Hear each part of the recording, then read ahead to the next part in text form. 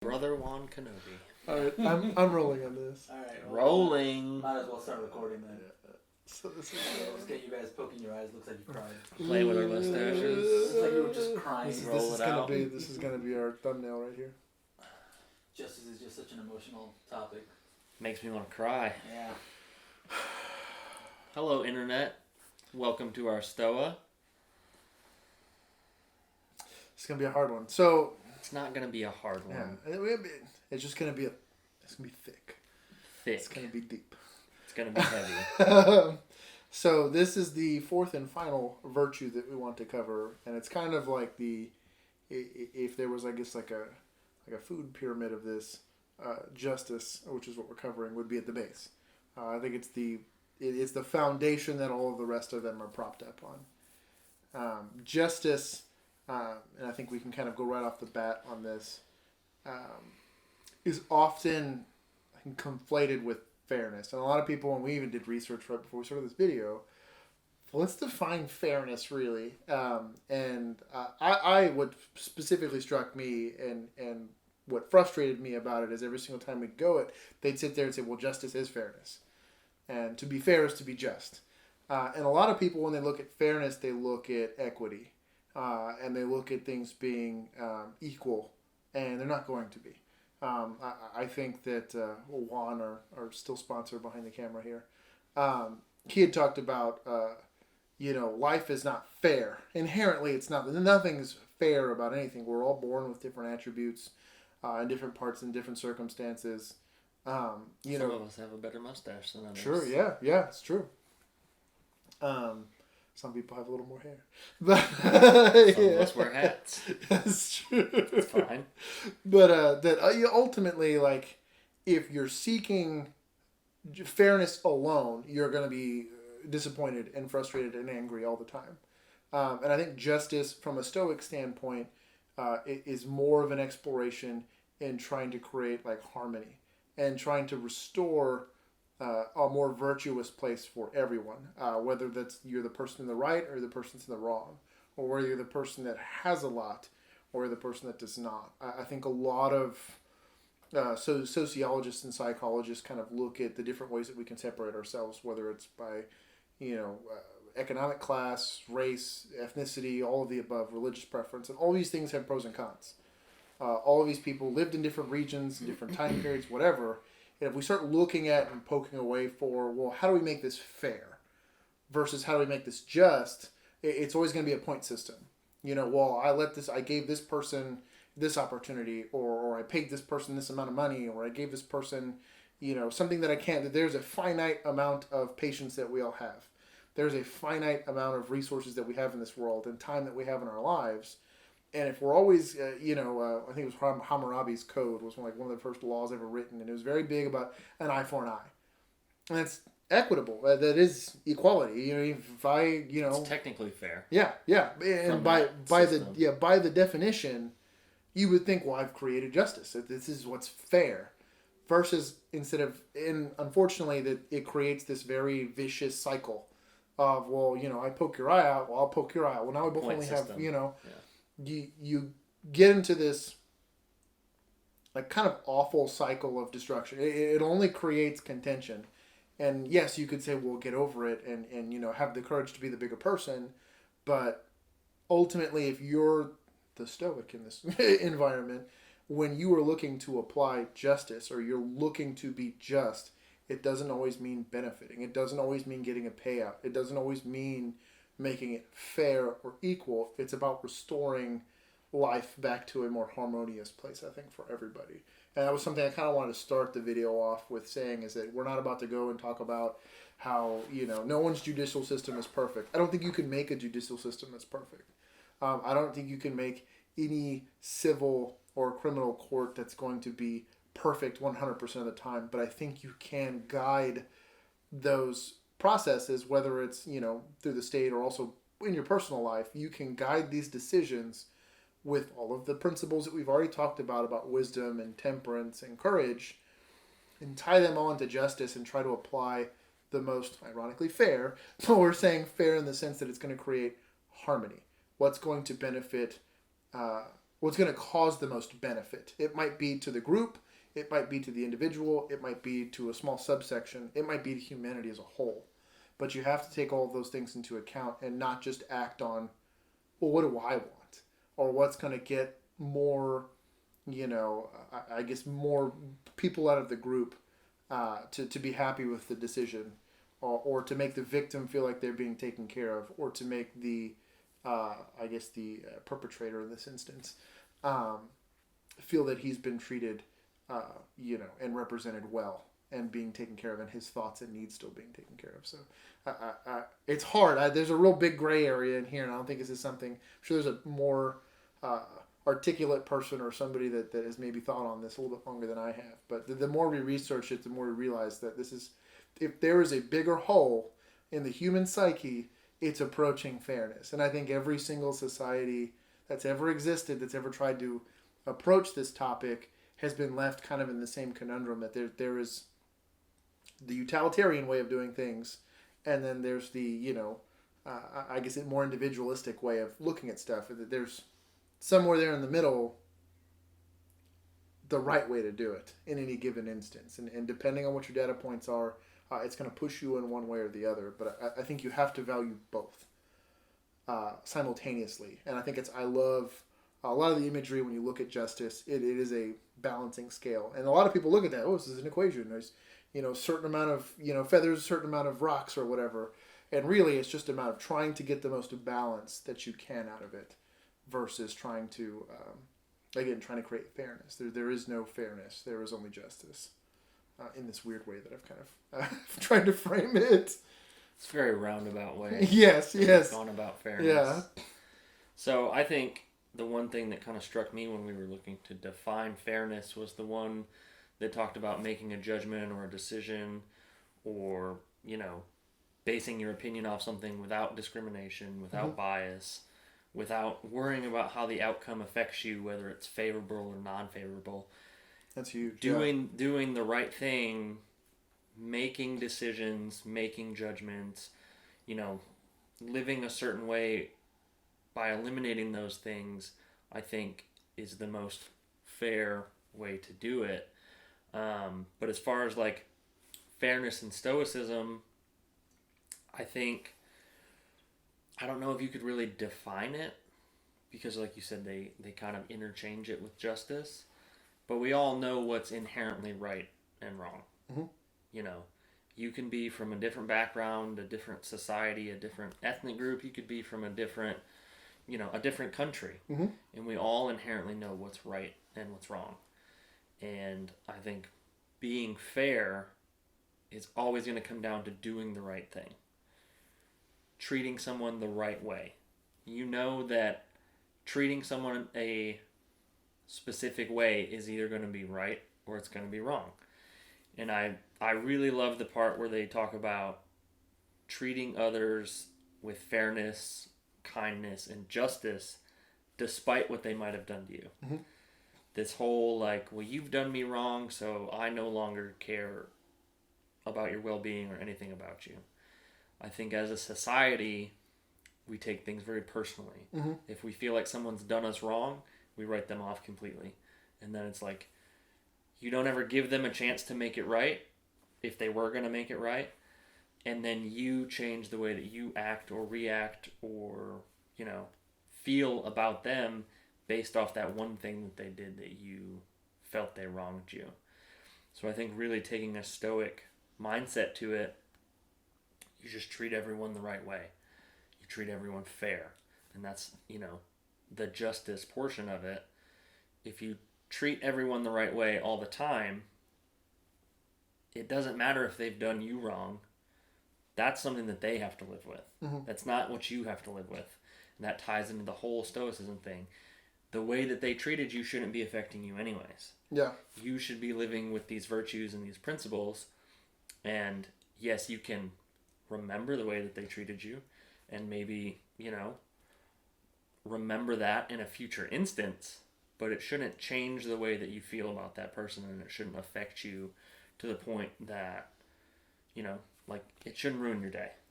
I don't remember and this is probably one of the most widely known quotes out there, but it's like, Fool me once, shame on you. Fool me twice, shame on me. Right. There's this idea. You shouldn't forget about it.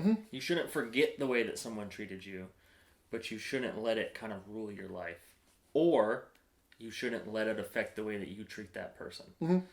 Everyone still deserves to be treated fairly and right and just and all of those things, no matter what they've done to you, to an extent. Yeah, and the reason why I call this the foundation and kind of the catch-all of it is, we started off with wisdom, and that's taking everything that you know into account, and that's placing yourself in the most objective mindset that you can, kind of no matter what you're approaching.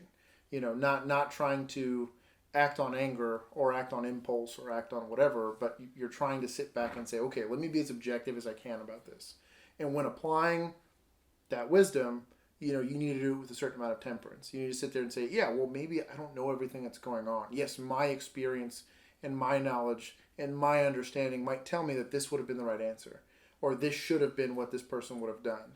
Temperance is being empathetic and seeing it that, well, this person clearly had different things affecting them. I can't possibly understand everything going on with that person. Because you're not them. Yeah, because I'm not them. Right. And I can't possibly understand it. Again, as much as this may have hurt me or harmed me, clearly this person's already going to suffer a consequence from that. The act unto itself, any kind of act where you're harming someone else is a version of self-harm, no matter what kind of... because you have to live with it. That's the whole thing. That person has to live with the way that they treated you. You don't have to live with the consequences of that. And I think having the wisdom to do it, having the temperance and understanding and empathy to see that person's perspective, and having the courage to take all of that into account allows you to act justly. Well, and having the courage to still treat them fairly afterwards. Yep, and that's what I mean. That's tough. That's, if someone lied to me or stole from me or did something wrong to me, but then they were in some type of situation where they needed my help, it would take all of those things and a conscious decision on my part to set aside all of the things that happened previous to that and still do the right thing and help that person. And I've always kind of been frustrated with this idea that justice was blind, and you always kind of see the lady holding the little balance beam statue, with it, because you do have to examine all of it. You have to examine. You need to see past just the surface level. This person stole a loaf of bread or whatever. Or this person. They even bring that up. They bring that up in a lot of the quotes and stuff. You have to see both sides. Yeah. If you make a judgment or a decision based on one side, there's no way that you can say it's just. Yeah. And I think not being able to apply all three of those principles simultaneously, you cannot achieve. Justice for a Stoic is, I think, nirvana for kind of I think it's the Hindu perspective, if I'm correct. But that you have reached and attained to the highest level of balance in all of those fields allows you to walk through life and be just and be, we're going to go back to the word of fair. I think that's why it's the hardest one. Yep, because it requires all three. I think it requires a holistic understanding of all those, and again, the ability to apply them to everything. It might be something as small as, who gets to pick the movie. That seems simple and small, but every single interaction you have with people matters. And every the opportunity that you have to build a relationship with others, whether it's within your community or your personal life or your professional life, affects them innately. We're all this big, very convoluted, complicated, interconnected web of social systems. And until we collectively get better at doing all these things, we're going to continue to have contention. I think what makes the world, and we live in America, so we're in a very particularly non-homogenous group. We have one of the most diverse places on the planet, and with this new global economy, we have this opportunity to be around all these beautiful, interesting cultures and languages and philosophical perspectives and religions. But all of these things can benefit humanity in their own way. They're all little experts in what they're experts in and bring some sort of value to it. But we can't collectively as a society progress with that if all we're doing is trying to prove each other wrong, or all we're trying to do is say, well, you 2,000 years ago, persecuted my people, or whatever it is. Justice and creating justice for all of us, I think, has more to do with all of us being honest about our roles that we've played in this, and then I think how we can make it all better. Yeah, because it involves other people. is what makes it the hard one. Yep. Because the wisdom, the temperance, courage, that's all something that you have to deal with internally inside yourself. Yeah. That's all something that you have to embody, and then you embrace it, and then you try and live through those things. But justice inherently involves other people. Yep. And you can't control other people. You know, you can't control how they treat you. You can only control how you react to it. Mm-hmm. The basis for this whole thing. It's all about how you react to life and situations and, you know, certain things that you endure. But justice inherently requires other people.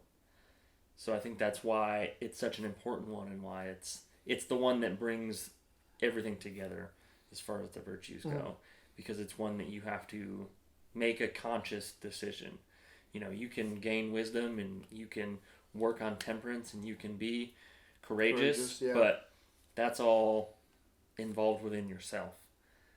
Justice requires other people, and you have to make that conscious decision to be just and fair and kind and all of the synonyms that you want to throw out there for this word that don't have any like true specific definitions. You're the one that has to choose to project those things to other people, even if they've done you wrong. Mm-hmm. And I like that, you know, we're wrapping up, you know, the principles of the virtues in this one specifically, because this is our main objective. I think for the channel as a whole, and for I guess the brand as a whole, is to try to make the world a better place. And it sounds kind of cheesy and silly, but like, we ultimately want to have these conversations, and we want to bring this lens or this perspective to all the stuff that already interests us. You know, we have plenty of future plans to go do a bunch of other cool projects and interact with other people and bring other people to our Stoa. And Our Stoa. yeah, to try to make, you know, to try to see how whether or not they affect us in a way, or we can affect them in a way, and that hopefully you as our audience can kind of go on that journey with us and grow.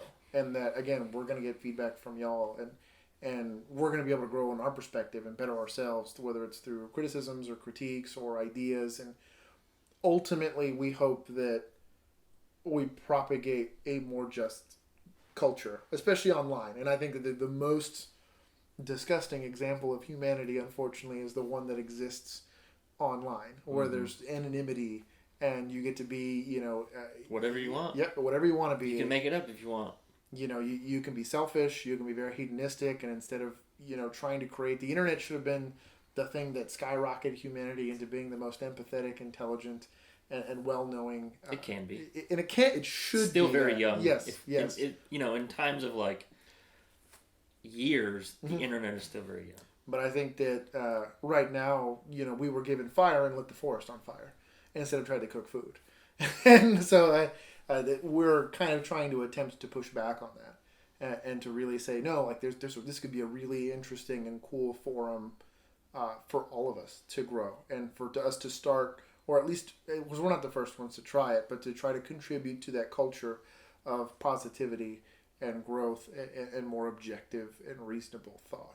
Well, and try and get it out there. Make it more, I don't want to say like mainstream, but like easier to find, easier to get the information out there.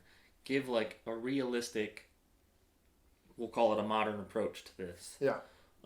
There's one thing I want to bring up before we tie this one up, and it was one of the quotes that I read that kind of broke down justice, and it said, "Desire the fairest outcome to any event, whether it is in your favor or not." And I think that's Amen. huge, because I think we can all agree that, you know, we may do something for someone, but we probably did it because we thought we were either going to get something out of it, or we wanted to like hold it over their head.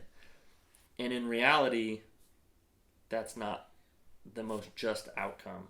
And I think if more people, you know, looked at situations and desired a fair or a just outcome, whether it meant anything for them or not, you'd see a huge shift in decisions that are being made, judgments that are being made about people, or decisions as a whole. You can talk about every level of government. If you're talking about making a fair and just decision, no matter what the outcome means for you, but it's in favor of the greater good, you're never going to be in the wrong. So I didn't want to let this one, get passed up, because I think that's not even such an individual thing. It's more of just like if we're all out there trying to be better, not just for ourselves, which is a big thing, but better for everyone else too. And the way that you treat people, that's the only way you're going to see like real, actual, large scale changes and differences. And I guess it's a snippet to make it an easier thing to digest. Stop treating people like transactions. I think stop treating... It's very true. But any of your relationships, like you're purchasing something, or like these are... Relationships are complicated. Relationships take work. Because they deal with people. Exactly. Imperfect people. Yeah, this is not me buying a camera and what features is that camera going to provide for me in my life. But this is somebody else. This is not an inanimate object. We're all suffering, and we're all... And it's someone else that you have no control over. Yep. It's not an object that you can control and make it do what you want and manipulate it in a certain way that it benefits you. Yeah. It's another person. And that's the whole point of having a relationship. It's you give some and you take some, and they give some and they take some. And it's friendships, relationships, coworkers, some random person you meet at the store. Yeah. Treat them all considerably well and fair and just, and you'll see a huge difference in the way that you see the world. Mm-hmm.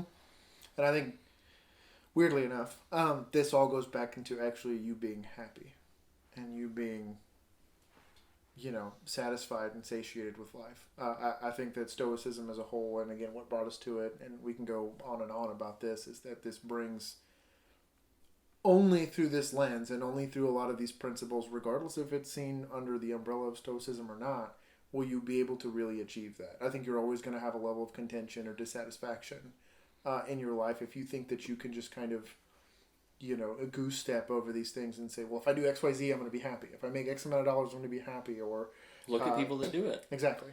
You can see people that do that. They have all of these things, all of the money, all the stuff, all the houses, all the cars. And unless they're like actually doing something that they enjoy doing, they're still miserable. And I think you cannot, again, to keep it relevant to justice, even if you get the upper hand on somebody, that just kind of has you looking over your shoulder to who's going to get the upper hand on you. And that vicious cycle of contention and gambling, I guess, with fate and fortune, I think is very detrimental to us collectively as a society. And we hope that our Stoa grows and then more people can kind of participate in this conversation. Come join our Stoa. Yeah. And that we can, make a better world. Yeah. That's the whole point. Let's do this, yeah. So anyways, as always, stay stoic, bro. bros.